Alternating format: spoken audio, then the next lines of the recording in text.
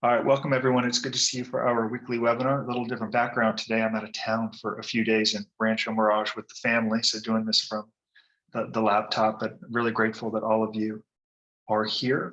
Before we get going, let me remind all of you, we are putting up the webinar today on the Prison Professor's YouTube channel and other resources we'll send out to all of you. Today, I want to continue to cover preparing for prison and also share some stories that we continue to hear, probation violations, things of that nature.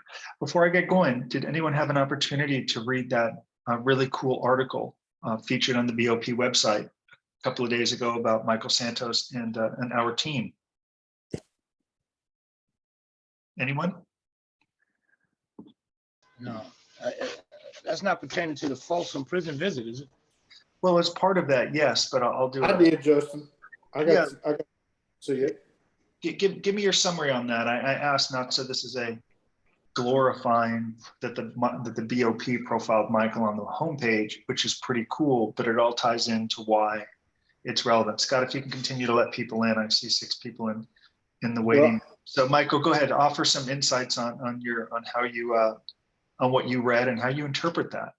yeah, well, I was kind of shocked. Because I've been waiting on destination, them designate me somewhere, because I got a report July 7th and still hadn't been designated. And lo and behold, I looked down, I'll continually go to the BOP website, and I looked down and I said, oh my God, I thought I was on the wrong website. I thought I was on Prison Professor's website, to be honest with you. But I read the article. I thought it was good. I thought it showcased exactly what y'all do. I appreciate you seeing that. I know a number of people, we encourage everyone as they're waiting for their designation to go to bop.gov, right? So I can understand it was a little surprising to see it. And I think it's important for all of you to understand the value behind it, and that there is a continuing shift coming from the Federal Bureau of Prisons with respect to reform. Now, many of you, like when I went immediately into the system, I'm like, oh, that's all I ever knew, but I thought that it was terrible. And now 10, 11 years later, it's measurably different than I was in. So it's easy to, from your perspective, to not see change, but we're seeing change. Did anyone recall seeing the interview we did with Federal Probation Officer Chris Maloney? Did anyone watch that subject matter expert interview we did? The reason that it's relevant is because Michael interviewed him, and Michael said, how do you think the prison system would perceive someone who served 26 years? And the answer was likely to reoffend, probably have very little support, high levels of supervision. And keep in mind, at one point, Michael went to the hole at Lompoc for writing his book, Inside Life Behind Bars in America. Now, after serving 26 years in prison, they're bringing in our programs, First Step Act approved programs, to teach and inspire. So I share all of this with you to let you know reform has come, it's continuing to come, and we're advocating for more reform, much like we were advocating for the First Step Act 10, 12, 13 years ago before it even passed. So we're doing work today that you might not see today. And there's a chance that some of you go through this system and it doesn't even benefit you, although you're already getting some benefits from it. But absolutely more benefits are coming. That's what we're advocating for, and proving that people can change and the BOP can change. Profiling a guy who did 26 years in prison on their website, essentially endorsing our work. And now, yes, we're doing work with California, and we're doing a joint study with California and the BOP with evaluators and researchers from UCLA to measure the effectiveness of the program. So I think it's very inspiring, and I hopeful for all of you to see changes continuing to come. That said, it doesn't mean there aren't perils in front of us, and it doesn't mean that people are not continuing to get in trouble. And I'm going to talk about that for a moment. Before I do, does anyone recall our conversation of the quadrant theory? If anyone here is yet to go to prison or you're home from prison, we've addressed it on prior webinars, maybe about 6 months ago. Can anyone articulate to me with respect to prison preparations what the quadrant theory is? Anyone? It relates to risky activities versus the reward gained from those activities, or the level of risk. Right. So I'm gonna call on Don for a moment, and his son Scott is in prison, and Scott's prison preparation or program has kind of gone similar to mine. He's blogging, he's documenting the journey, he's growing his network, looking to repair his reputation. But Don, I read Scott's most recent newsletter, and I sent you an email, and he's getting closer to home. Yeah, got it. How would you assess what's been transpiring right now with Scott inside of the federal prison camp in Leavenworth? I actually came to the same conclusion you did, Justin. I think he's creating waves and is getting some blowback from it. I mean, I'm participating in some of it because he advocates for some of the prisoners in there, and he sends me requests, and I get him information and data, send it back to him. And you know, one of the things that's happened in Kansas, they've changed the laws in regards to marijuana recently, and so I think a number of the convicts are probably communicating with the judges to see if that can help get a reduction in their sentence if they had a marijuana offense. But I don't know that for sure because I haven't had that. Again, you're talking through screening, and so we're kind of careful what we say. But he's getting some. I think he's getting some blowback because some really stupid stuff has been happening. I'm going to touch on that for a moment. And as we talk about preparing for prison, I've frequently said, whether here or on YouTube, the number one goal is to avoid problems at all costs and not making matters worse. And Scott's, I don't think, close to really having problems or losing good time credits, but he's certainly on the radar of staff. And that speaks to the quadrant theory that I have got to discuss for a few minutes, because if your goal is to get first step credit, get the year off for First Step Act, maybe a year for the drug program, 15% good time, I can assure you, Michael Santos, my partner, is advocating for more reform, like work furloughs. You go to prison, you leave to work, and you go back. That can happen. Instead of going to visitation, what if you could leave for the day, be with your family outside of a visitation room, and go back to the prison? People called it crazy 10, 12 years ago when Michael was writing Earning Freedom about incentivizing excellence, and boom, a decade later, we have the First Step Act. More reform is coming. The question is, are you ready for it? And if you don't understand the quadrant theories and how to adjust well and avoid problems, you're not ready. So I frequently say that the number one goal is to avoid making matters worse. And in the quadrant theory, there are high risk, high reward behaviors. I engaged in many of them. Can anyone guess what a high risk, high reward behavior could be? Someone chime in. Any of you are going to, go ahead. Cell phones. I wouldn't, and this is where Michael and I used to debate in prison, that it's very subjective. I would argue cell phones are high risk, low reward. There's very low reward in using it, absolutely high risk. So it's debatable and people view it differently. I would argue a high risk, high reward activity is something that Scott Laney did while in prisons, and what Scott Carper is doing in federal prison. Scott, what are some things you did every single day in prison that could have brought attention to you from staff? Every single day in prison, I wrote on the email system that is monitored, and I wrote about my experience, what I was doing, what I was learning. But the prison can always fall back on the, quote, safety of the institution. So there is a chance that they could say, we don't want you writing about your experience here. So that's exactly right. I did the same thing while in custody. I wrote a blog, but I also knew that I was there for such a short period of time that by the time they caught on, I would be gone. Michael, there for 26 years, they were on him for a while, and they sent him to the hole. They trumped up a disciplinary infraction, a weapon charge that, of course, was dropped because he never had a weapon, but they didn't like that he was writing. Scott Carper, Don's son right now, is absolutely doing a very high reward, but higher risk approach to prison. It's high reward because he's growing his network. He's writing every week. He's mentoring other prisoners. He's sharing what he's learning. But the higher risk is staff is aware of it. And as a result of a few things that Scott might have said, it brings attention from guards and case managers, even kind of a joke back to a correctional officer and trying to create a conversation they can view negatively. It's best to remain humble and quiet and absolutely lay low. Now, thankfully, Scott, like me, his prison term is so short, he's going to be home soon. But it would be devastating if they took him out of RDAP, if they held him back a phase. All of that would keep him in prison longer. So, of course, you're going to avoid iPhones and things of that nature. But even Scott in that newsletter mentioned the out of bounds stake. Don, can you touch on that for a moment? And it's like they can trump up things. Did they accuse him of going out of bounds for just a moment? When he's walking in the yard, yeah, they accused him of going out of bounds. And he was rehearsing apparently a test that they give in RDAP. And he always says they don't give tests in RDAP, but they do give tests in RDAP. And he's had flashcards and he was reading them and he was talking to himself. When he'd have a flashcard and he'd answer it correctly and he'd look at it, he'd say something. And so a guard was following him and accused him of having a cell phone.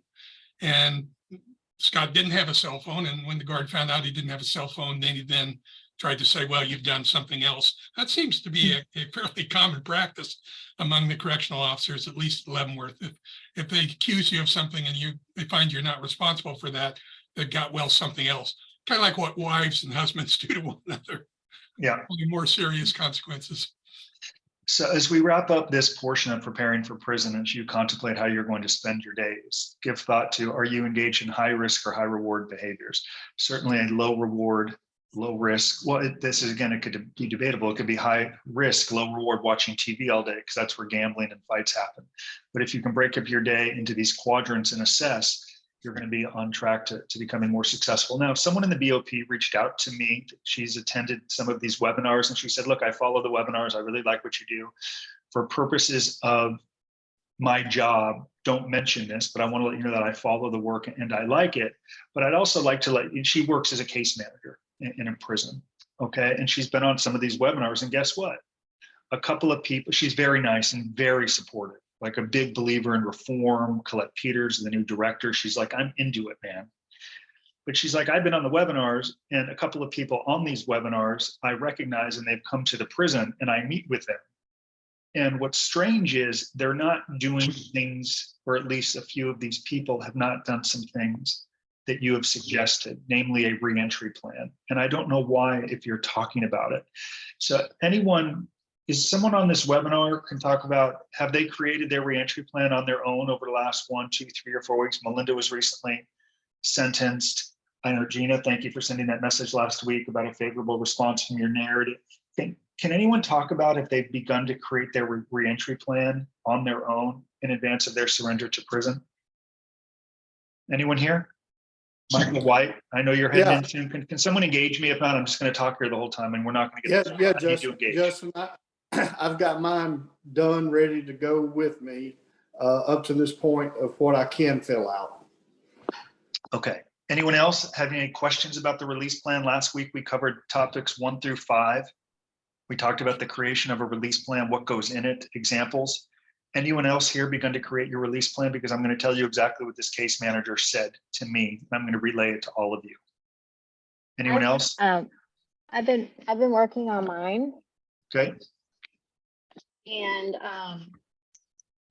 I've gotten pretty far. So I feel like I'm ready. Actually, the day after I was sentenced, I started working on it because I feel like I have such little control in my life right now. And that is one of the things that I have a lot of control over, is what I can do to get released as soon as possible. Okay, good. And I want to share with you, so I did some role playing and training earlier with Scott and Michael on our team. And we did this because we spoke with a defendant who was working with our team. And it was a very difficult call because of what the defendant was saying. And let me ask some of you, Gina, Scott, Mike, you're home from prison, Frank, what do you think the government's perception of you is? Can anyone articulate that to me? Michael, you're home from, can someone just chime in and say, how do you think a probation officer, in lieu of this climate, how does a probation officer view you? How does a judge view you? What do they think about you? Could someone chime in and give me their opinion, please? Scott, nice to see you.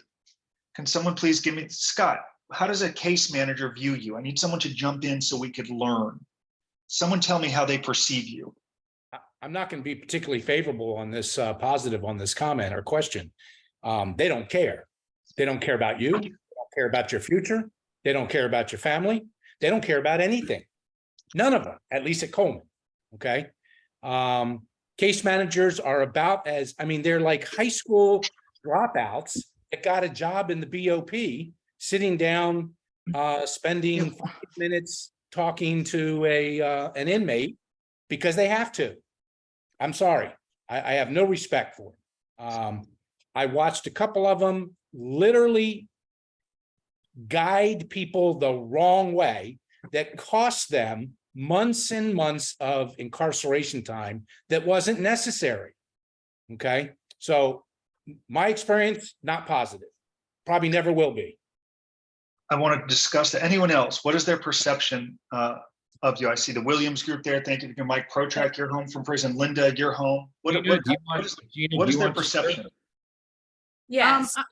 Go I ahead. think my perspective is different being a woman. Okay. You know, I did my days in my week in holding, but we have our pretrial services officer is absolutely wonderful. She's encouraging, she's kind, she checks in with us. Yesterday we did our pre-sentence investigation interview. We actually kind of have a little bit of a different path, even though we're being charged exactly the same. So our experience is different between me and Steve. But my experience has been positive with everybody. I mean, even in holding, like I spoke kindly to the people and they responded kindly. So I think that there's just such a huge difference between women's prisons and men's prisons and women's experience and men's experience. But yes, I do believe that they view you as a criminal. But I think that the situation is a little different for me, and I'll let Linda share because she's actually already been in. Yeah, I'd like to hear from Yeah. Linda, and then I saw another hand up there, and then I'm going to share with you what I think and what they've told us. Okay, I'm going to give you the perception from the other side of it coming out. My feeling, I perfectly agree with Scott as far as being in. The case manager we had was a temp and she was horrible. I mean, she was actually doing everything she could to keep people there longer so she wouldn't have to do paperwork. And this was really during the height of the CARES Act. Now it's kind of down the drain. As far as probation goes, I think for the most part, they look at you as, okay, you are a felon coming out, you know, on the other side of the system. If you're going to be a decent person, then prove it to us. They want us to prove to them that we're capable of trust. That's my perception. Other than that, you know, I can't say that there's been a whole lot of like, you know, I do know of some other people who have had a lot of backlash and you know, restrictions. And in my case, the halfway house manager was really decent to deal with, and probation is probation.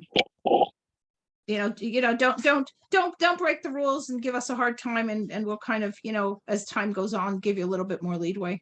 So I'm going to share mine. So it's Nikki Cox. You had your hand raised. I'd love to hear your thoughts. Nikki, are you there? Hello. Yes. Hi.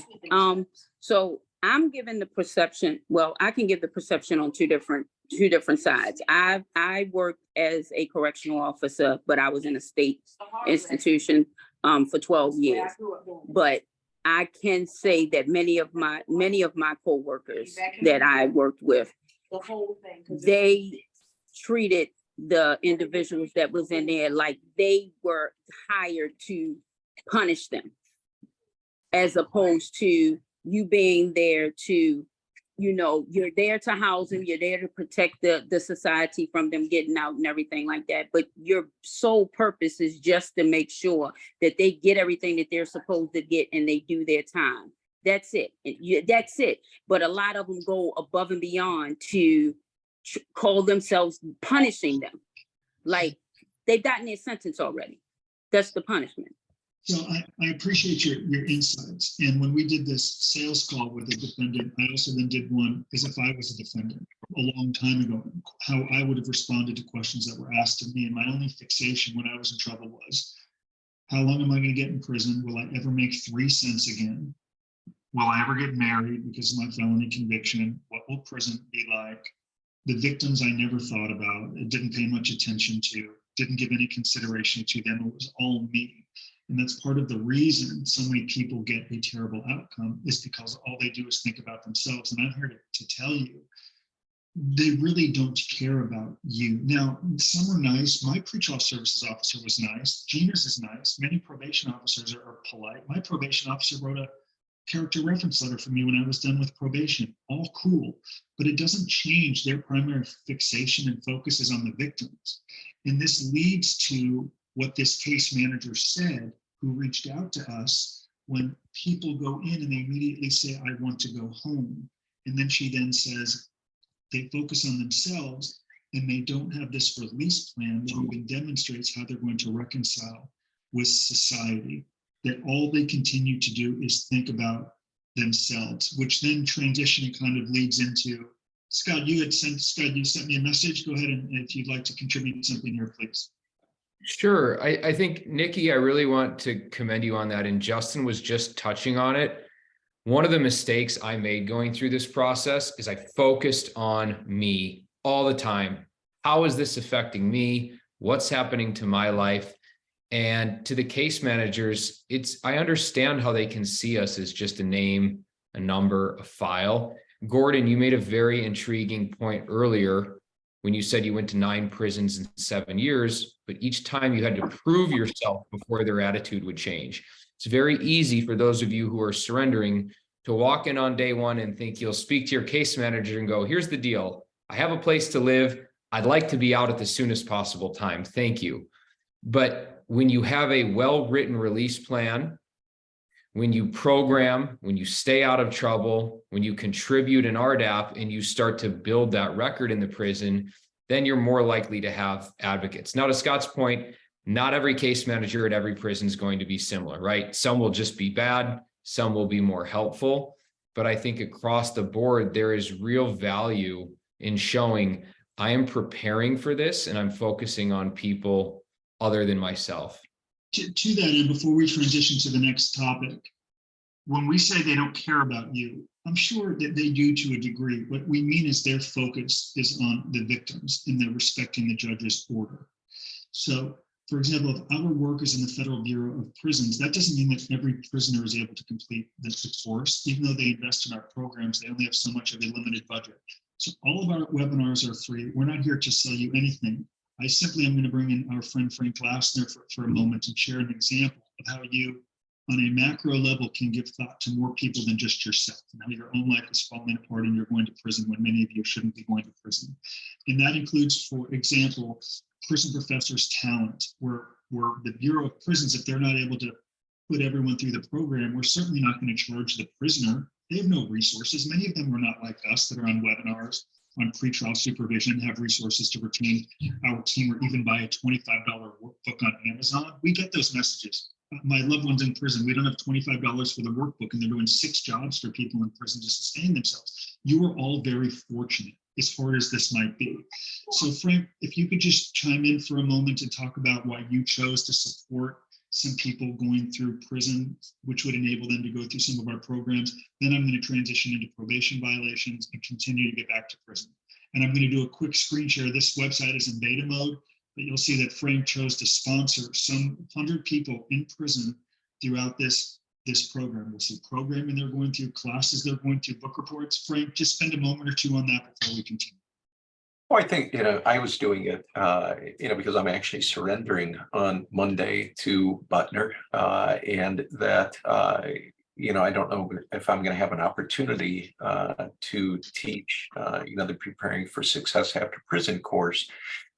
You never know. But in this particular case, it's really helping the greater good and getting people involved with it, getting people through the program and having them be successful, through their experience, in prison and then coming out afterwards and being prepared to enter, whether it be, through entrepreneurship, writing business plans, just doing good things. And then on my case, it then comes through as, trying to help, trying to be a good citizen while I'm there and doing whatever I can to, help other people.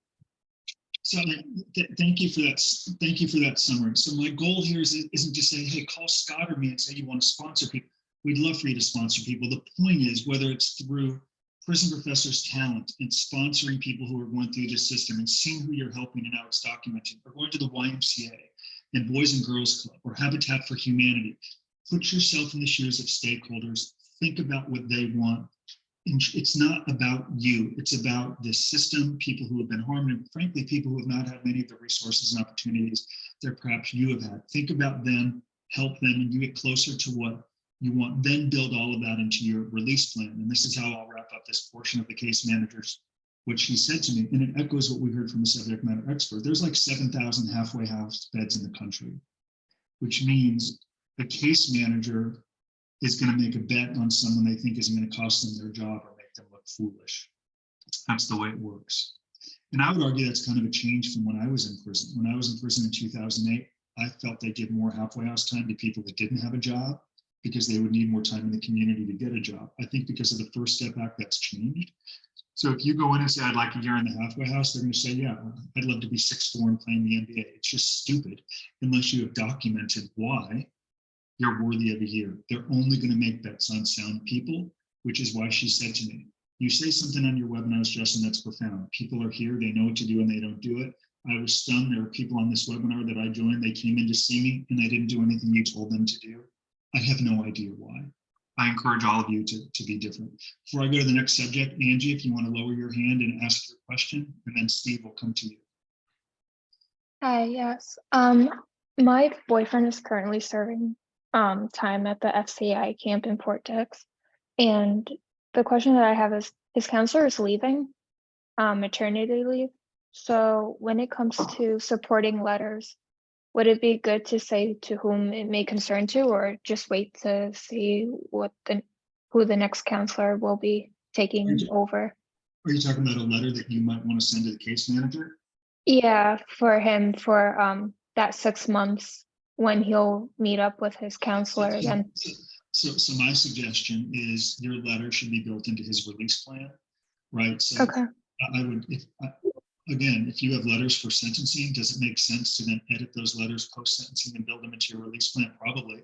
Scott Laney and I Monday at Mississippi State University had 4 people in our community speak. The professor, Mike Trolson, wrote an awesome letter. Some of those letters are for pre-sentencing. 2 of the people who spoke have already been sentenced. The letter is going to go into the release plan. So rather than bombarding the new case manager who will be overwhelmed with 1 million letters or a new letter, to whom does it go? I would build it into the release plan when your boyfriend or fiance husband submits it. Here's my updated release plan. And then 3 months later, here's my updated release plan. It should grow. And we want it to become part of that central file. So I would add it to the release plan. Thank you so much. My pleasure. I see. Oh, Steve, your question. Yeah, my question is do you truly believe that most members of staff are altruistic and they're concerned about the victims, or are they more concerned about control and controlling people and stepping on their necks? I think with human beings, you're going to see absolutely everything. I know the first time I heard in prison this term hug a thug, and I asked Michael Santos, like, why are people calling this case manager a hug a thug? And this case manager was phenomenal. Like, she went above and beyond to help prisoners. She didn't like the word inmate. She was very kind and sympathetic. She was a real advocate, and she would immediately process visitation forms. She was very kind. So I think she did it because she cared about the prisoners. It was her job. She empathized with people who were in prison. And she was incredibly kind. People used to say, I won't say her name, I hope you get Miss M as a case manager instead of the other Miss M who I had. So some were phenomenal. Others, like Scott C. perhaps has articulated, or even when I've read a little bit of Scott's newsletters, are a little more about punitive, the nature of it. They don't like how easy some of us could have it in a lower end camp. The exercising, the no fences or barbed wire. Some of them, dare I say, are kind of jealous. They don't like that we are able to live in this very cushy, comfortable environment. Some view it as punitive. Others really do respect the judge's order. I mean, I can tell you, I know of someone in our community who called from prison to say, I don't like the first step. It's fine. It won't mute sit up yourself. there. Someone can mute yourself while we're speaking. I don't like that people at staff has told some people in our community, I don't like the First Step Act. I cannot believe that you can get out of jail earlier. I'm going to do everything I can to keep you here longer. So you're going to experience everything, but in my experience, how open changes are coming. I mean, look at this. Michael Santos did 26 years in prison. He's on the cover of the BOP website. They're endorsing our work. That's because change, but it takes place over time, a sustained period of time. But it's better than it's ever been in our lifetime. That much I can tell you. But if you're just coming into it, you have nothing to compare to, so you may think it's awful. Okay, let's go to, I see the Williams group. If you can lower your hand and ask your questions, please. I feel like I should call you by your first name, not the Williams. I know. My wife and I share the Zoom, so it gets tricky. So let's see. So I had a question. Melinda was mentioning working on her release plan the day after sentencing.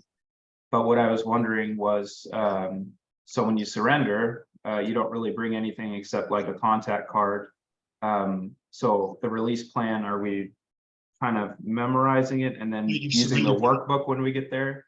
I would surrender with it. I'd say out of every 10 who surrendered to prison, 8 of them have been able to get in with their release plan. And guess what? If you don't, you just mail it to yourself. You'll get a mail call the next day. Okay. So it could be 10, 15, 20 pages. I know Frank's him into Butner. He'll surrender with his plan. If they say we don't, again, it's very subjective. We've had some, I see Amy, our friend Amy Kamara here on the call, when her husband surrendered to the camp in New York at Otisville, they were very responsive to his release plan. It played a role in his early release. I believe they encouraged him to teach a class on it. Well, that's kind of a different experience than someone in our community who went, I think it was Schuylkill, a small camp in Pennsylvania. The case manager looked at, she's like, I didn't want this. I didn't ask for it. I'm busy. I ain't got time to read it. Okay, well, 2 fundamentally different experiences. Can't tell you what's going to happen. We encourage you to show up with it, to do the work. And if it doesn't influence the case manager to the degree that you like, that doesn't mean it won't influence your probation officer. It doesn't mean it won't influence your judge. We have people in our community sending their release plans to their federal judge. Judge Selma or Judge Carter in Santa Ana at his sentencing hearing says, I want to hear from you in prison. And I will be following you, even if you don't think I'm following you. So they're watching. They just sent you to prison. You have kids. It's a really big deal. They want to know. So your case manager may dismiss it. But that doesn't mean your judge may not love it. And guess what? You may want a compassionate release from that judge. You may want to get off probation early. You may want to get your passport back. It helps if the guy or woman who sentenced you to prison can see that you're changing, and it's not about you, but about others. Gina, I see your hand up. Thank you for the question. Yeah, I just wanted to add to what the Williams group just said, is that what we've done is we've set up a Google Drive folder that we share with each other. We also share it with both of our lawyers. And you can also set up other folders that you share with your dad or your friend, or, somebody who can get to those documents if you need them printed and mailed to you in the future. And before we transition to 2 probation violations, you had sent a message last week. Thank you for allowing us to mention it. You got a favorable response on your narrative. Was it from the lawyers, from the probation officer? What? I think you've been invested in these webinars for quite some time, and you created your narrative. What was the feedback? Yeah, so my lawyer, which I've shared before in this group, was very against me belonging to this group for participating. And I'm in California, so she is familiar with you and Michael. She kept telling me, don't get your legal advice off the internet. And so I was working on my narrative, and she wasn't looking at it very favorably. And then when I had my final copy, I emailed it to her, and she emailed me back, and I screenshotted it to you and Scott, that it was excellent. And that she was, this is great and good job. And so yesterday we sat for our PSIs, and I don't show emotion. I'm a fact person. I feel empathy for my victims, but I don't know how to show it. So he basically read the letter, and as he would ask me sections of it, I would confirm and maybe expand on it a little, as he just looked on his computer and typed the entire time. So he wasn't an emotional person either, but he was reading my words and hearing my tone and my voice. So, I mean, obviously it's not back yet. It won't be back until mid-July, but it was very helpful for me, and my lawyer was all about it. One thing she did state was that our judge has limits of how many documents she'll receive from the lawyer. So what we did was we put everything possible into the pre-sentence investigation report because he doesn't have a limit of how many pages he can submit to the judge. Thank you. Thank you for sharing that. Of course, we never give legal advice. That's usually how I open the webinars. We're not lawyers. We can't change the past. Though some people think that we may dispense legal advice. We don't. We just want to help you articulate, whether it's before or after sentencing, why you're worthy of more liberty at various stages of the journey. And Gina, to her credit, has done the work. Melinda did that work in her narrative. Many people in our community have. Now let's work to the end and work our way back. True probation violations we've heard over the last week. One of them is going to lead to starting probation all over again, which sucks. So the guy was on federal probation for 18 months, on 36 months, owes no restitution, and the probation officer audited he owes no money. So it would be easy to think if you don't owe money and fines and restitution is paid, the probation officer probably wouldn't do an audit of his financials. But they did. And the probation officer kind of deduced that he has been earning some income outside of his approved work as a consultant. So does anyone here want to be an entrepreneur or kind of come home and work for yourself on the other side? I presume you do, as I did. And I can tell you, they're going to review your financials and they are going to kind of do an assessment. And some money had come into this person's account and it was sort of like, well, I forgot to mention it, or what's the big deal? I'm working. And the probation officer didn't feel comfortable with kind of a lack of disclosure and felt like it was a consistent pattern when he went back over many, many months. So what happens is kind of like when you go to prison, you're on heightened alert. Then after you're there for a while, you kind of let your guard down. Like I can tell you, Scott Dunn, your son Scott, is measurably different the way he acts 12 or 15 months or however long he is in the prison than he did the first week. Just kind of let your guard down a little bit and you get comfortable. It's the same thing on probation. And this probation officer took him back to court and the judge said, look, I'm not going to send you back to prison, but I'm just going to extend your supervision. So the 3 years starts all over again. So if you're going to work for yourself, you have to be fully clear about what your roles are, what your job is, because they're going to be reviewing your financials and they don't always do it. Scott, do you have to do a monthly financial report every month? I know everybody doesn't.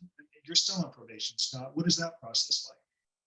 I do. It's exceptionally detailed, and it's like most legal documents. You want to dot every I, cross every T, document every single cent. In for me, it has been a full disclosure type of situation because I'm not looking for a similar situation to occur. And for the third time in the last, 6 or 7 months, someone got caught fudging their commute.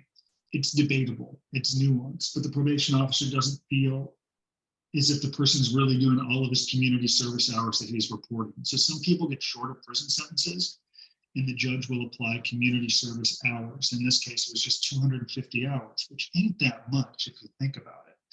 But reports were getting submitted, and I think the probation officer felt as if he was trying to get it over with too quickly. He's doing like 50, 60 hours a week to knock it out in a month. And the probation officer's like, I don't feel comfortable with this. I think you're faking your way through this. And again, I don't know exactly what's going to happen. He's not going to go back to prison, but there's a very good chance he just starts probation all over again. But what it also does is it brings more supervision on you. They're going to watch you, right? People that don't want to pay their restitution, the judge is going to watch them more. The probation officer is going to watch them more. Elizabeth Holmes stating she can't pay $250 a month in restitution upon her release from prison puts her in a terrible predicament with her judge, her case manager, or probation officer. And it goes to show she doesn't understand the stakeholders. It's all about her family can send her $500 a month in prison to live.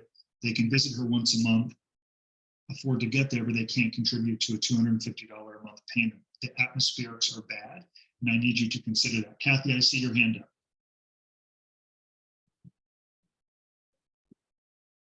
Okay. Kathy, did you have a question? I saw someone there. Sorry, Okay. I forgot to unmute. Oh, that's okay. Go ahead. If you have paid all of your restitution and you sell, say, a piece of real estate, either while you're in prison or once you're out on probation, do you just give the probation officer proof of that? Or are you not allowed to have any money outside of your job? You can absolutely have, here's what I've learned. Like, transparency is the key. Share everything with them. It's really an inverted process. The more you share, the more it's going to help you. Same thing in a probation interview, no different meeting with a probation officer. They view you cynically, someone who broke the law. So they are expecting you to do something wrong or withholding. If they catch you, you know what they say? Aha, there you go again. So like I would be, that's why the release plan is so beautiful. I don't mean, they may not read the whole release plan, but if you disclose in the release plan what your plans are, what your jobs are, how you're going to get paid, what you need to do, assets that you have, I mean, then you're bulletproof because they can never say that you've been furtive or secretive or hiding things. So the more you give, the better. So you can sell real estate, you can transfer property, whether, especially if restitution is owed. What I'm saying is, once you're in the crosshairs of the system, you've got to disclose it. People get into trouble when they don't disclose it. About 8 months ago, someone called to say the probation officer was recommending an enhancement because after he got a target letter from the FBI, he transferred title out of his home to his mom. And he's like, I don't know how to respond to a government investigation. I thought they were going to come and take everything. So I wanted to give the assets to my mom. I didn't plead guilty for 2 years. But of course, they're going to run a title on your assets. And just because of that transfer, when he was scared and didn't know how to respond, she recommended a significantly higher sentence because she thought he was hiding assets. And it's like, if you really care about the victims, why are you hiding assets? That's an inconsistent message. So yes, you can sell and do all of that. You just have to be prepared to disclose it, share it, and you should keep very good records. And some people don't. Some people get into trouble because they're lazy with their records. They just scribble in with the answer. It's like, Scott, don't you have to do your utility bill every month? Your gas bill, groceries, are as ridiculous as it seems to a degree. Aren't you giving them that information? In particular, in the halfway house, it's like, if for any of you that have run businesses in the past and had expenses and saved your receipts, I mean, it's easy to go, oh, the halfway house wants to know how much you spent in groceries this month, and you write $400. No.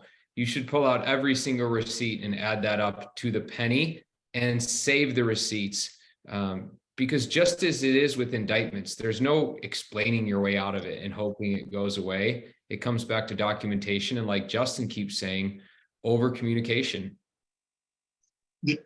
I'll tell you, if there's one thing that Michael Santos did a lot of things good in prison, but he used to write these letters to people. And I said, man, what are you doing? Like, what if you write these and nobody reads it? I'm going to write it. I'm going to keep a copy of it. And if it comes up, I'm going to have a copy of it. I've been in jail for a long time. I understand this system.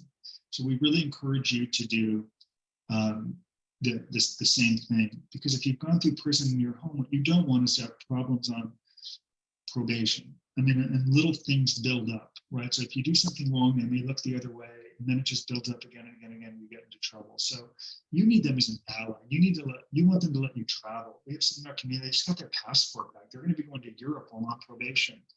That's awesome. The judge took away the passport. In a million years, he never thought he would leave the country on probation. Some in our community just went to Ireland, Hawaii, Mexico. They would, you know what the lawyer would have said to them? You ain't traveling when you're on supervised release. If you build the right record, I'm not going to guarantee that it could happen. It didn't happen for me. I had an opportunity to speak at KPMG in Europe on probation. My probation officer said, it ain't ever going to happen. That's the way it goes. No big deal. Fine. It's possible. Can't guarantee it, but these are things you want to prepare and plan for. Melinda, lower your hand. I see you're waiting patiently. Yes, so one of my questions is how much involvement, so my tendency is to want to have a conversation with the probation officer and say, you know, help me understand your expectations, help me understand how frequently you want me to be calling you. So I have a clear understanding since everybody's different. At the same time, I don't want to be a pest, or I don't want to be seen as somebody that's just, I'm just kissing their ass to try to get more favorable, because I'm genuinely not. Never have been through this experience before. I just want to make sure that I understand the expectation clearly. Yes, so they're certainly not your friends, and they have a job to do. And I wouldn't engage how's family, any trips coming up soon, or don't offer them anything. When they showed up at my home, I offered Lynette Thompson a cup of coffee, and she was like, "You're not allowed to take anything from us. We're not allowed to take anything from you." And even when I went on probation, I gave my probation officer my book. He said, "I'll take it, but I have to give it back to you." And he did. About a week before I was done with probation, he gave the book back to me. So they no taking of gifts. They're not friends. I would just sit there quietly, polite, humble, deferential, answer questions when they come. I wouldn't strike up conversation with them, and just leave it at that. And they could write a report that says you're kind, respectful, compliant, and you move on. I wouldn't reach out to them unnecessarily. I wouldn't bug them. They're busy. Kind of like in federal prison, you should reach out when necessary. If your health needs in prison aren't being met, we'll talk about that in a few moments. That's when you go to staff. But you don't go, as I've said before, to complain about the peanut butter in the commissary, as some people do. It is prison after all. There are going to be some inconveniences, like bad peanut butter and perhaps a pillow that isn't thick enough. It's just part of the process. You have to pick your battles. Health issue is a battle to pick. If you need to travel for work, whether on pretrial or on probation, and they're not responding. In one instance, I went above my probation officer's his head to his supervisor because I had to travel. And I committed to an event and I bought a ticket, and that's how I earned my living.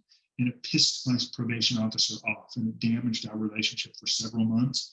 And I used to think I probably shouldn't have gone because the damage to the reputation wasn't worth the little money I made going to speak. You just pick your battles, okay? Vanessa, let's see. Yeah, Linda, go ahead.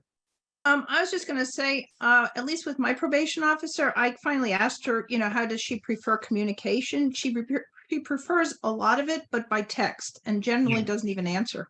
Just if you're going in the next district, which is 4 miles from my house, text me, let me know. If there's a problem, I'll let you know. That's kind of where we're at with it. It could be that simple. That's right. Scott Sieg, I'll turn it back over to you.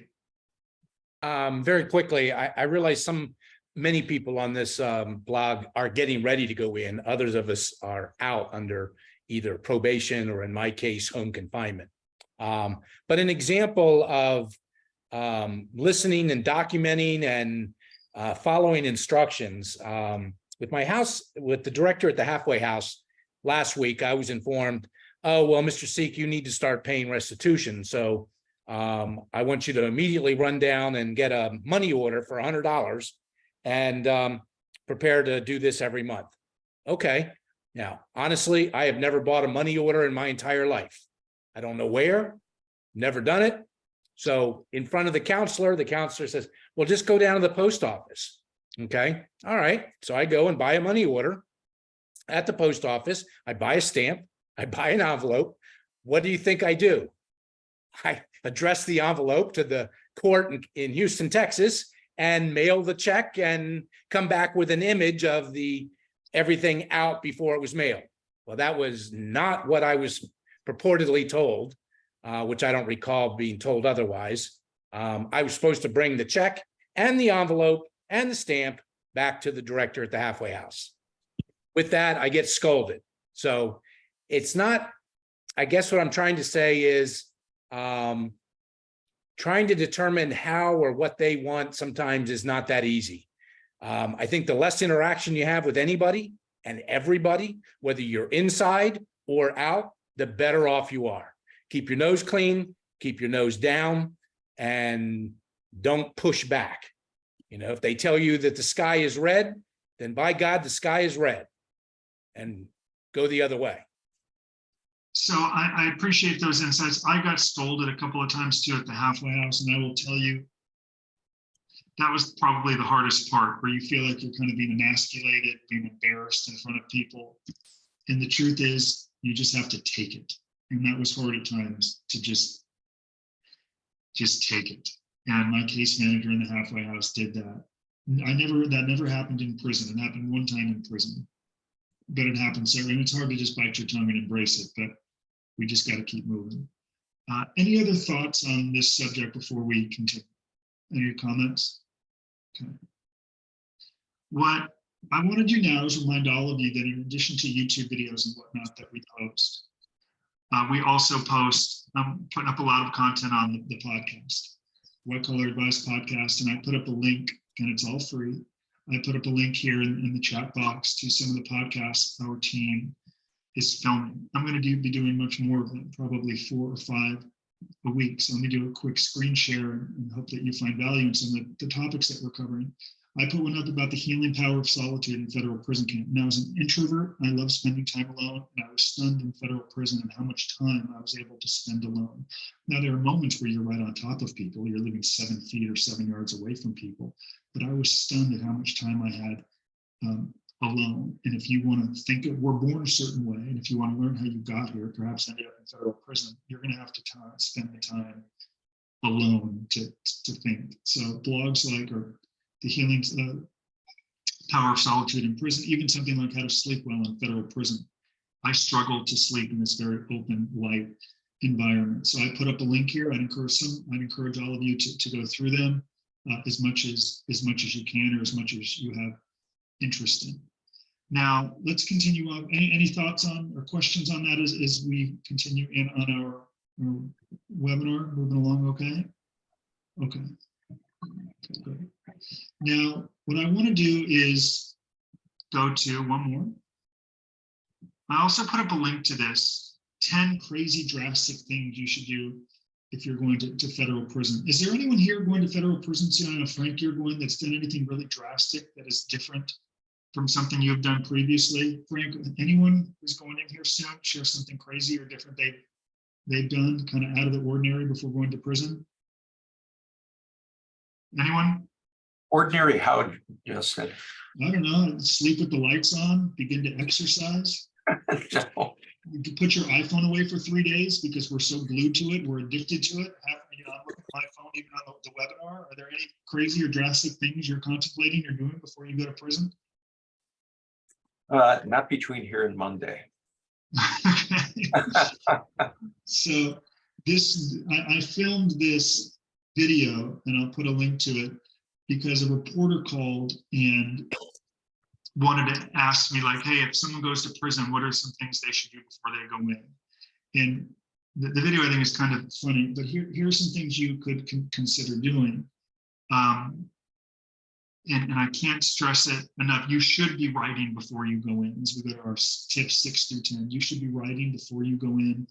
In the release plan, you should be sharing with your family what you plan to do while in custody. Frank, I know you've done some of that writing in your release plan. Do you feel that as if it's complete, as if you're ready? Yeah, the release plan, in my opinion, is a wonderful piece of work, and we've worked on it for months, and encompasses everything. But it just... Sorry, go ahead, please continue. Okay, and trying to live it is kind of a forward-looking vision, versus living it right now. But I'm certainly going to do my best to walk down that path.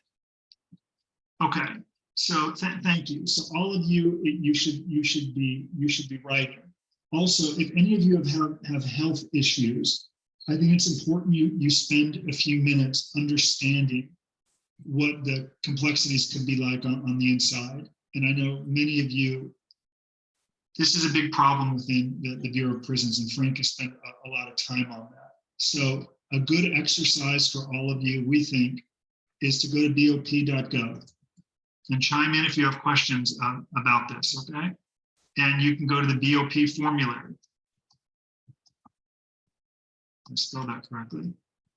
And it's a good idea to get an idea of the medications that you're going to receive. To that end, did anyone here surrender with their medications and then they were told, we're not going to give these to you? Did that happen to anyone on this webinar who's been to prison?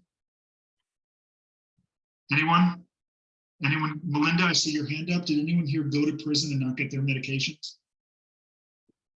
Okay, well, it's very common. It's very common that you could surrender with your medications and they're going to say, we're not going to give these to you, or we're going to transition you.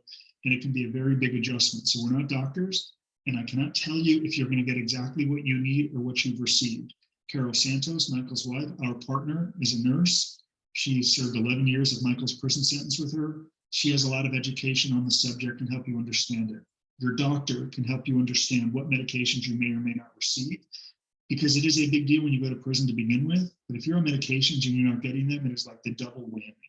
I see a bunch of hands up on this subject. Peter, if you, in the top left, if you can unmute yourself, ask away.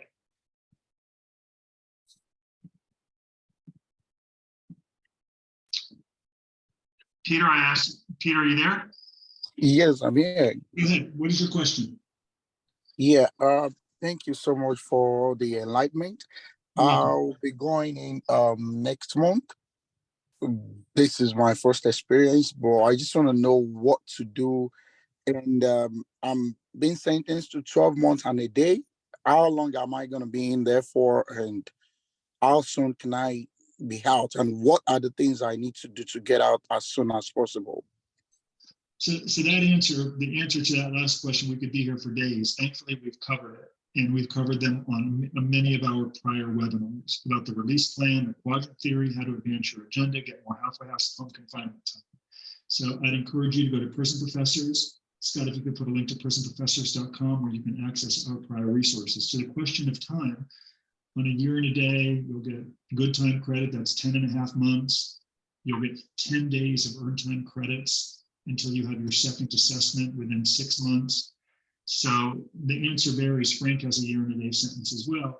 On a year and a day sentence with good time and halfway house time, we've had people serve 3 months, 4 months, 5 months. It could be pretty quick depending on credits that you receive and how much halfway house time they choose to give you. It could be 6 months. It kind of depends on myriad factors, but it won't be year and a day. Okay.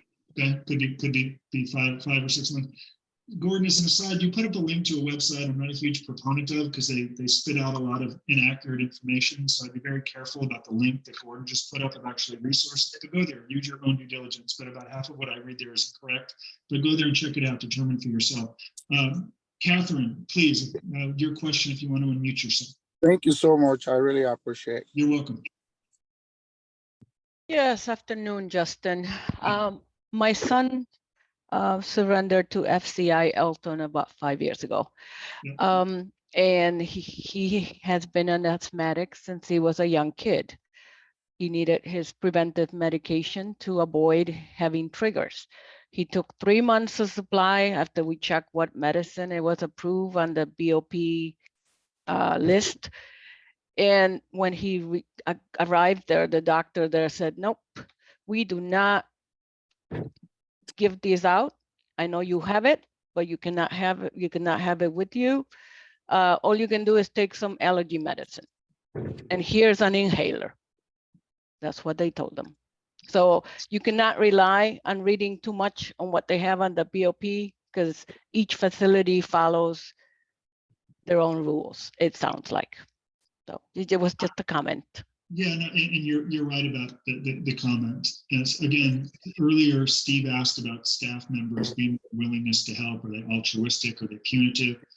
I have found some case managers to be incredibly supportive of health issues. Someone in our community, I believe at the medical facility in Fort Worth, has a bad back. He's going to have surgery. The BOP is going to pay for it. They're taking very good care of him. Another is at a medical facility in Boston, Devon's, and it's just been, he's not getting the treatment that he needs, and he really feels as if it's impacting his life. And they're kind of like, hey, you're here for a while, deal with it. You should have thought about that before you broke the law. It's like, but I thought you'd treat me in prison. I'm not well. That's why I come back to 10 drastic things you could do even before you go to prison, including get aware of your medical needs and what you may or may not receive. Begin to exercise. Many of you, I didn't, don't exercise. You go to prison, you act like you're an Olympic athlete because you live 40 yards from a track. It's easy to get hurt. Get away from these devices in the iPhone. Begin to write if it's something you haven't done. So I just want you to focus on what you can't control. To the extent that you can get healthier and stronger before you go and do it, because it is an adjustment. I got a ton of colds that first 6 months living in this open dorm. It's an adjustment getting there. You're going to get a little sicker. It's different. But you're right, and I agree with your comment. Frequently, they would tell us in prison, just go buy some ibuprofen out of the commissary. But it's like, I'm hurt. What do? Get some ibuprofen. We can't help you. These are things that could be coming. We want to help you advocate for, which is why in the probation report and in the release plan, accumulate and build in all of your medical issues, including letters from physicians, so it shows that you're authentic. You're not making it up. Even back to Don Carper, his son Scott mentioned that he needed an extra pillow. They gave him an issue over the pillow. You know, was it in the probation report that he had injuries? Was it in the release plan? Those things help. I see a bunch of hands up. Mike Protrack, please unmute yourself and ask away or contribute. I know you've been to prison. It's not exactly a question, it's a comment. I've been home 6 months from Terminal Island. And I went to the hospital 3 times under emergency conditions. Never, ever got the proper medications. In fact, what they kept doing was adding medication after medication after medication. At one point, my blood pressure was 235 over 111. And then like a month later, I passed out at medical. And no matter what I tried to do, my doctor wrote letters, you name it, I never got any kind of, even remotely, the average veterinary clinic would have been better. And the Terminal Island's a level 3 facility. Yeah. And I'm paying the price for it now. Some of the things that were ignored. And there's no easy answer. If people don't care, which Terminal Island writ large didn't care about much of anything, the medical was by far the worst, because I was only there a short time, 9 months. But the damage was pretty bad. Unfortunately, we've heard that, and people at times released from prison with continuing medical injuries. That happened with me. I had a hernia they wouldn't treat. I had surgery at UCLA. Just keep going. You know, that was minor relative to what some people endure. My old friend Hugo, please unmute yourself and ask away. Hey, Jason, Justin, can you hear me? Yes. Okay, great. Yeah, just touching on what the overall discussion. I'm not trying to get too gloomy about the whole thing, but yeah, medical is just not something you can rely on or count on at all. They're not going to abuse you, but for the most part, it's bordering neglect. If I may say, I type 2 diabetic. And by the way, I'm currently at a halfway house. I'm currently on my 5th month here at the halfway house.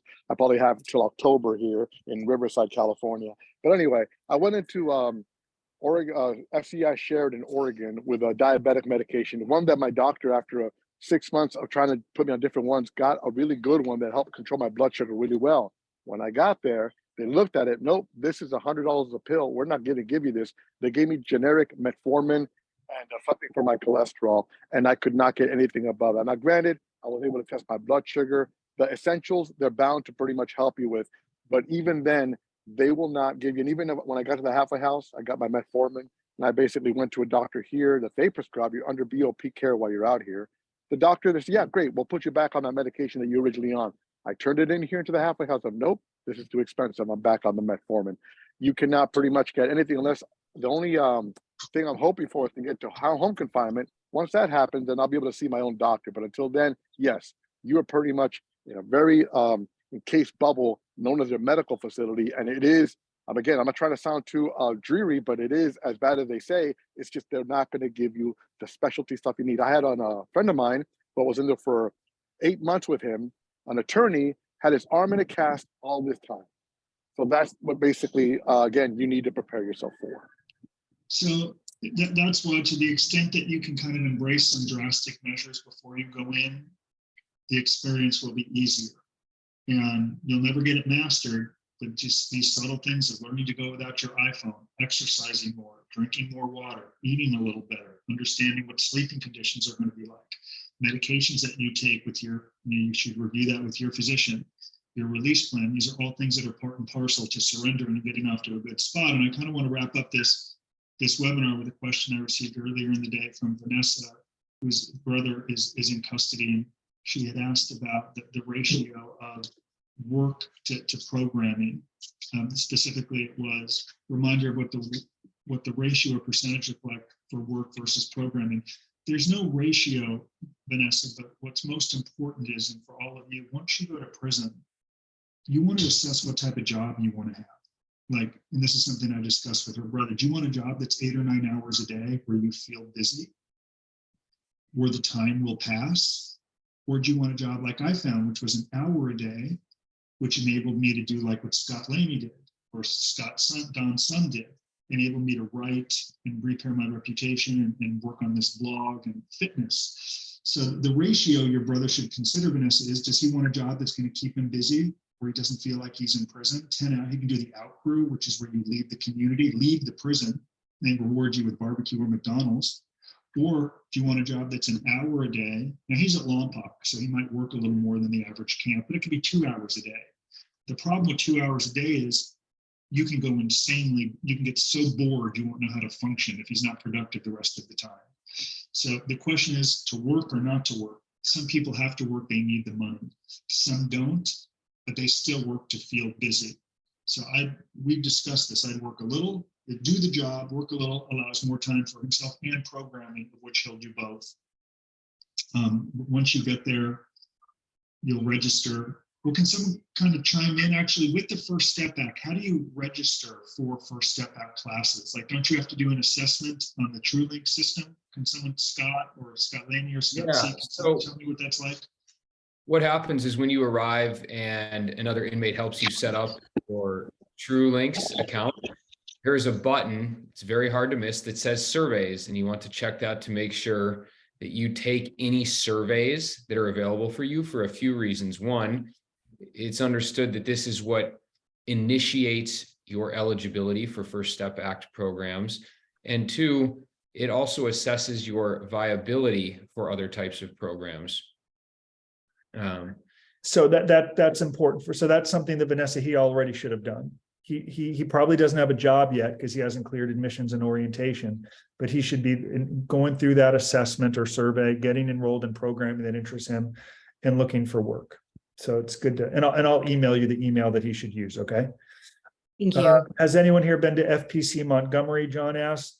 We've had dozens of clients go to Montgomery. We have many there right now. Ron Throgmartin who is in our community. I did a YouTube video with him, is at Montgomery. If you have specific questions, you can email them to us, though many of them are the same across any prison camp. John, if you want to email them, I'll ask Ron to write them up and give a response, and I'll read his answers on a webinar, questions about his life at Montgomery. I also did a YouTube video with Dr. Nate Schott, who lives in Murfreesboro, Tennessee. Dr. Schott got a 33-month sentence, got out in 10 months at Montgomery. I think I did a video, Life at Montgomery Federal Prison Camp. Go to YouTube, put in Montgomery, Nate Schott, white collar advice. You'll see the video I did with Dr. Schott, who did 10 months there. No, I actually live, this is Go ahead. John, I'm sorry. Hi, John. Yeah, hi, how are you doing? Great. Good, man. Yeah, I live in Nashville, so I live, at Murfreesboro. I'm like 15, 20 minutes, away from Nate. So is there a way to contact him? Maybe I could talk to him about some experiences, or is that not legal? Well, it's certainly legal. There's nothing we do that's illegal, but reach out to me. I'll find out we should interview him. He's a great success story. He was a dentist who went to prison. He lost his license, and now he's built a huge marketing company that helps other dentists become compliant. So he's like traveling the globe doing it. So reach out to me. I'll see Nate's availability and perhaps his willingness to meet or speak with you. Okay. Just feel free to respond to the reminder I sent out for this email, and I'll see what I can do. Thank you. My pleasure. My pleasure. Let's see, someone commented on the value of the surveys. Someone keeping a personal journey and blog for a family to post. Be mindful of what you are writing about. That's true. You have to be careful what you're writing because they can read it. Prisoners have iPhones. They could read it as quickly as it hits the internet. So if you write anything, it should be positive and upbeat, which is kind of how I'm going to close this webinar. I want to close it on two things. One, someone recently, the government asked for 60 months in prison. The probation officer recommended 80 months, and the judge gave him 80 months. And what he didn't do was correctly address some alleged conduct that was not in his plea agreement, but the government essentially alluded to it in the probation report, which kind of made it seem like he was a bigger criminal than he was. And the lawyer was sort of like, you're going to get 60 months, it's done, there's not a whole lot to do. In other words, he didn't address or correct the probation report, which alluded to other criminal conduct that they didn't catch him on, but they basically say this dude does other stuff he hasn't pled guilty to. These things happen because it wasn't objected to or corrected or addressed. The judge went with the probation officer's recommendation of 80 months compared to the U.S. attorney who asked for 60 months. The probation report is a really big deal. And if you don't understand the complexities or the importance of it, you're just not prepared for sentencing, nor will it really help you it really influences your life in prison as much as anything. And it's very tough to undo. Someone's brother on this call, we tried to amend the probation report post-sentencing. The court didn't even respond to us, right? Put in a request, it's painful. Didn't prepare for the PSR. It's not a big deal. The lawyer said you're going to get a year or two in prison. He gets 7 years. We try to amend or correct it. The judge retired. Put in a request to the new judge. The court never even responded. This is the consequence of failing to prepare. And last but not least, did anyone read the news about Michael Cohen, Trump's former lawyer who tried to get off probation early? This speaks to what somebody just said about being mindful of what you are writing about. Did anyone see that? So to make a long story short, Trump's lawyer cooperated. Is part of the reason he got a shorter sentence. He also got out after about 10 months in prison because of COVID. And now, despite his cooperation and otherwise pretty compliant, they tried to send him back to prison for writing his book. He put in a request to get off early termination early. And the prosecutor objected to it because Cohen wrote a book where the government felt he wasn't fully accepting of responsibility. And one line in a book compelled the US attorney to tell the judge, we do not recommend him for early release because he is not accepting responsibility. He still has not fully accepted responsibility. So everything you write and everything you say, the government and the judge and stakeholders are reviewing. And it's just good to understand this because you're going to want to get off probation early. You're going to want your passport and want to travel. And one line compelled the judge to say, I agree with the US attorney. I'm not going to let you off probation early. They're always watching. Even when you're done with probation and you owe money, they're always watching. Only if you owe money. Look, if you paid your restitution full, once you're done, you are done. But if you owe money, they're going to continue to track you. But that's important to remember that everything you say and do, they're watching, and they do these deep dives, man. I mean, it's crazy. Everything you put out there, they have access to. They have a lot of resources, the government. That said, as we wrap up this webinar, any questions or anything we haven't covered? Any questions along the right? I see we have a lot of comments. Let's see, can you share the link? Someone asked if I could share the link. When do I request to see the probation report? You're not going to request it, Nevin. If you plead guilty or convicted at trial, at some point you will sit for the probation interview. You'll get your narrative, you'll prepare for that interview. Following the interview, within a month, 6 weeks or so, you're going to get a draft of the probation report. As I shared in our probation report course, do not let your lawyers take the easy way out. What I mean is, sometimes the probation report will come back, your lawyer will send it to you and say, hey, read this and let me know your thoughts. It's like, I don't know, this is the only one I'm going to see. What thoughts do I have? You've seen a million of these. This is my first one. And when that happens, many defendants miss things they don't know what to look for. So my suggestion, as we teach in our probation report course, tell your lawyer, hey, you read it and come up with things that are wrong. I'm going to read it and come up with things that are wrong, if I even know that they're wrong, and then we'll compare. From there, you'll have an opportunity to do objections and clarifications. The government may accept, the probation officer may accept some of those objections and clarifications. If you don't agree on all of them, most likely the federal judge at your sentencing hearing will open up by addressing objections in the probation report, and he or she will rule. I've been to sentencing hearings where there have been the defense and the probation don't agree, and the judge opens it by saying, I want to make clear I agree with this objection in the probation report. For that reason, the guidelines are now 27 to 34 months from 41 to 51 months. That could be a great win for some of you. But if you don't object to them and get it on the record, you're essentially agreeing with the government's version of events, right? So you will get a copy of it. The question is, make sure it's correct, right? We're going to be bringing on a retired probation officer. And if I ask him, what's the goal of the probation report? He'll probably just say that it's true, that it's accurate. But so many people on this call have probation reports that are just not accurate. They're not right because they're not prepared for them. So you will get a copy of it. You're not going to request it. They're going to send it to your lawyer. Some lawyers will say, I can't share it with you. That's nonsense. It's not allowed. If they say that, say, show me the law that is the defendant. I'm not allowed to read my own probation report. I don't know where these things come from, but at this stage of the game, I've heard just about everything. Let's see. Would those with blogs please share them with Willing? Of course, Scott Laney, if you could put the URL to your blog, in there, we can send those out as well. But blogging is a really great strategy, presuming you have the right messaging. Any other questions that we've missed as we wrap up our webinar while I'm on the road? When it comes to early release, is it possible for the judge to grant that? Yes, compassionate releases are possible by way of the First Step Act. We know people who have gotten compassionate releases, not just because of COVID, but you do have to be extraordinary and compelling. But you also have to be realistic. You can't surrender to prison for 7 or 6. So this happened recently. Someone surrendered to prison for 6 years. And like 2 weeks later, they're like, I want to file a compassionate release. It's like, well, your judge gave you 76 years in prison, 72 months. Does it make sense that then 2 weeks later he would release you? Are you extraordinary? Have you built the record? That's where the real problem comes in. People want it, but it's really hard work over a period of time to actually do it and build it. That's the hardest part. the work in between. So, Scott Laney did it. Don's son, Scott, has done it. It's really hard. It's hard to do. I mean, there's just no way to spin it. All right, last question here. Leonard, I see your question, your hand up, Leonard. Anything? Oh, someone asked about getting hurt in prison. I can't stress that enough. Getting hurt is the worst thing in prison, which is why we before I turn it over to you, Leonard, hold on one second. You really have to pay special attention to sporting activities, because if you get hurt there, you might never be the same, which is why I was averse to soccer and volleyball and tennis.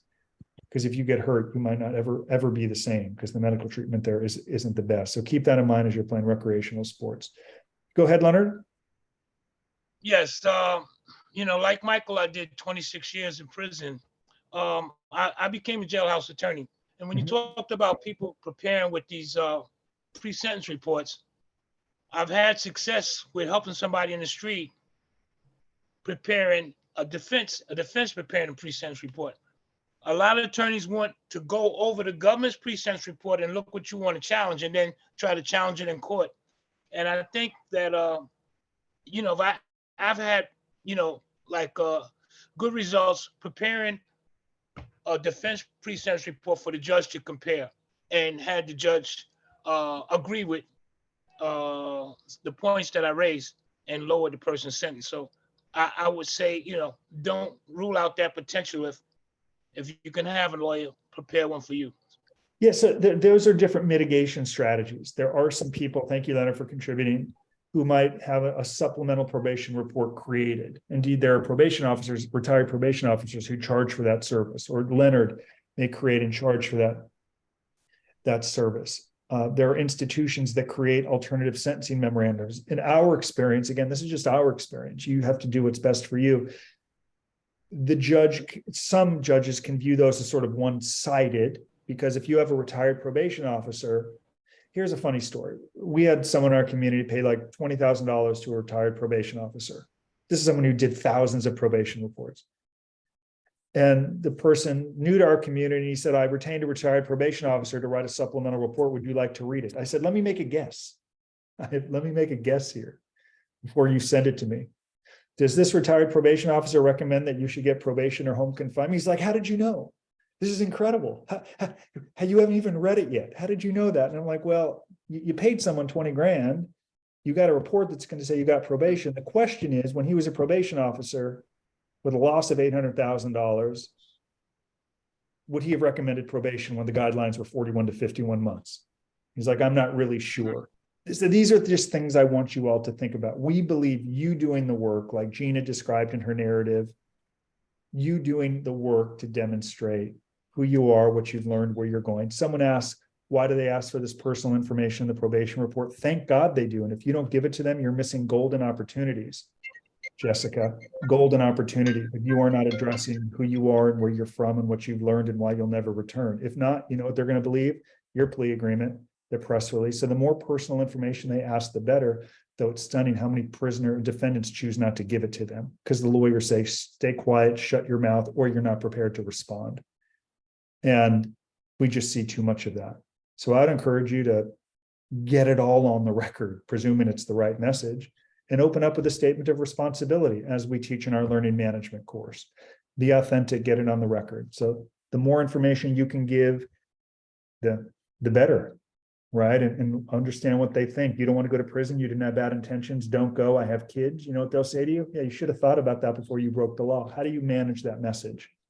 How do you respond to that when they say that to you? You're such a great dad. Why are you going to prison?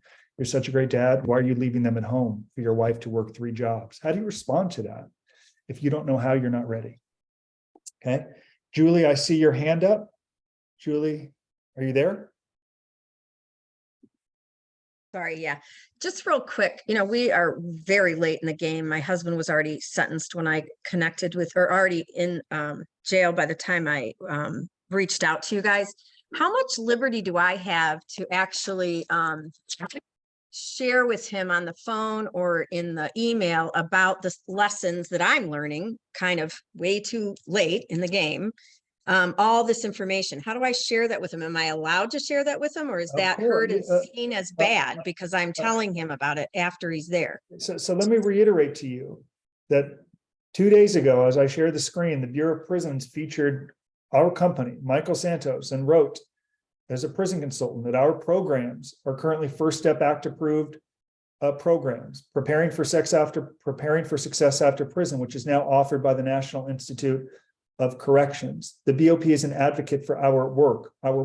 So no, they want to hear when he calls, how are you building your release plan? What are you doing to demonstrate why you're worthy of a year in the halfway house? What are you doing to show why you could be extraordinary and compelling to get a compassionate release?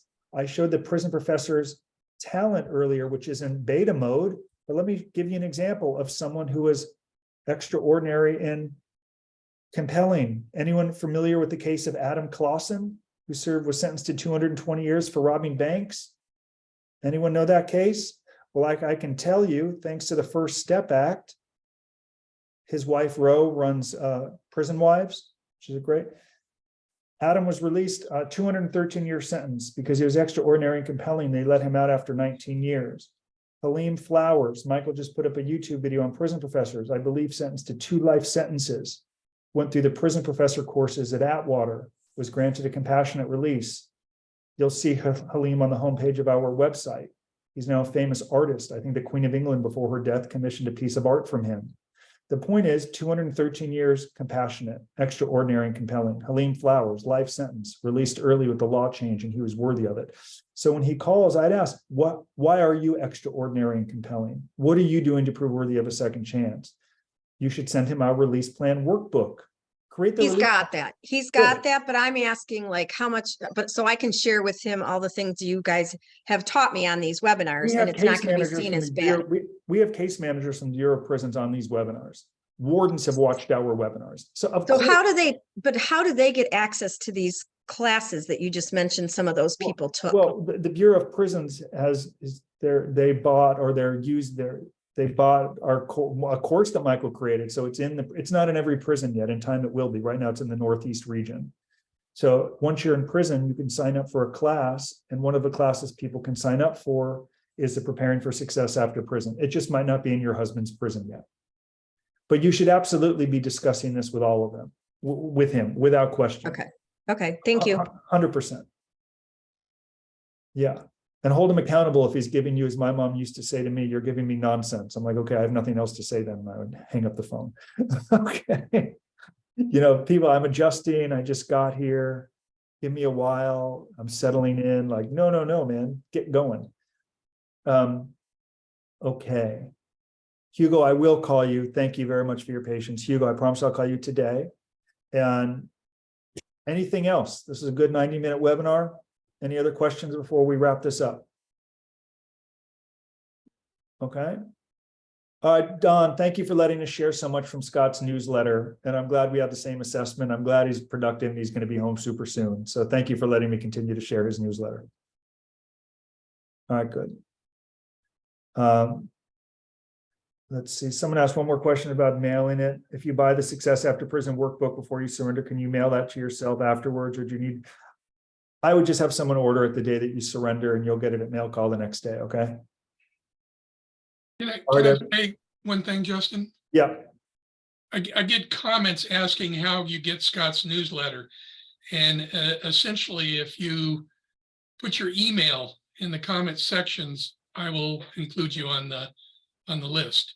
Yes, thank you. And we've been doing, yes. So if you want to, I'll leave this chat open for another minute. Scott's newsletter is awesome. I mean, I really enjoy reading. I've probably only missed a few, but they're really good and they're witty and they're funny and they're just really good. So if you'd like to read them, Don will do a small edit to remove some identifying information, which is a good idea. Just put your email here, and then Scott or me will email them to you, Don. And I see some of them. Oh, we have a flurry coming in right now. The flurry. Okay, so they're coming in. I'll get that. Vanessa, I think you should read it too, because it will give you opportunities when you visit with your brother to say, like, this is what I learned. You should be doing this. You should be doing that. Okay. So Vanessa, I'll also send your email to Don. Okay. Okay. Thank you. You're welcome. Scott's at Leavenworth, by the way, and we have someone else at Leavenworth, Andy Hartwig as well, our physician friend from Iowa, who went there for 2 months, who Scott, of course, welcomed when he got there to Leavenworth. We really are a community. Okay, good. Okay, guys. Well, have a wonderful day, and so grateful that you're here. And we're going to return next week. Thank you. You're welcome. Thank you, everyone, for your valued contributions. Have a great day. Bye-bye. Thank you. Thank you. You're welcome. Bye-bye.